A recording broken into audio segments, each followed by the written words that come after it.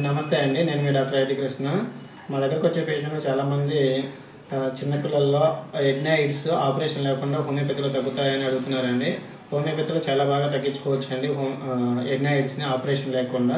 ముఖ్యంగా ఎడ్నాయిడ్స్ ఎక్కడ ఉంటాయంటే నోసు వెనుక భాగంలో నాసో ఫారింగ్స్ లొకేట్ అవుతాయండి. ఇవి మెయిన్గా చల్లటి ఇవి అందరికీ ఉంటాయి. చిన్నపిల్లల్లో ఏంటంటే 3 నుంచి 7 ఇయర్స్ వరకు కొద్దిగా వాపు వచ్చి వాటి వల్ల జలుబు దగ్గు రావటం కానీ, ముక్కు పట్టేయడం కానీ, స్నోరింగ్ రావటం కానీ, చెవి బ్లాక్ అవుతుందని చెప్పడం కానీ ఇలా చేస్తూ ఉంటారండి. ఇవి ఎర్లీ డేస్లో గుర్తించి హోమియోపతి కనుక వాడితే చాలా బాగా తగ్గుతాయండి. ఇవి మెయిన్గా ఇట్లా వాపు రావడం, జలుబు దగ్గు రావడానికి గల కారణం ఏంటంటే చల్లటి పదార్థాలు కానీ, కూల్ డ్రింక్స్ కానీ, ఐస్ క్రీమ్స్ కానీ ఇలాంటివి తీసుకోవడం వల్ల అవి కొద్దిగా ఇన్ఫెక్షన్కి గురయ్యి వాపు అట్లా వస్తాయండి. ఇవి రాకుండా ఉండాలి అంటే ఏం జాగ్రత్త తీసుకోవాలి సార్ అని అడుగుతున్నారు. వేడి పదార్థాలు తీసుకోవడము, చల్లటి వాటికి ఎక్కువ ఎక్స్పోజ్ అవ్వకుండా చూసుకోవాలండి.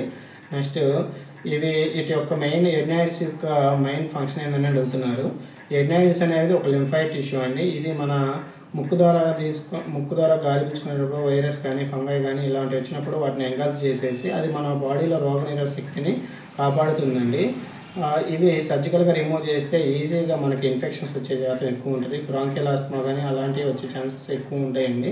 సో దట్ ఇవి రిమూవ్ చేయకుండా హోమియోపతి కనుక వాడితే చాలా బాగా తగ్గుతుంది. హోమియోపతిలో మెయిన్ మెడిసిన్స్ ఏంటంటే ట్యూబర్కులినము, ఇంకా కొన్ని మెడిసిన్స్ యూజ్ చేస్తారండి. గ్రాఫికస్ నోటన్స్, క్యాల్కేరియా కార్బు, లైకోపోడియం, సల్ఫర్ ఇలా మెయిన్గా హోమియోపతిలో ఎలా మెడిసిన్ ఇస్తారంటే రోగి యొక్క మానసిక, శారీరక, భౌతిక లక్షణాలను ఆధారంగా చేసుకొని కాన్స్టిట్యూషనల్ మెడిసిన్ సెలెక్ట్ చేసి దానివల్ల ఇస్తే ఈ స్వెల్లింగ్స్ తగ్గిపోయి నార్మల్గా చూసుకోవచ్చు. మీకు కనుక డౌట్ వస్తే నన్ను కన్సల్ట్ అవ్వండి.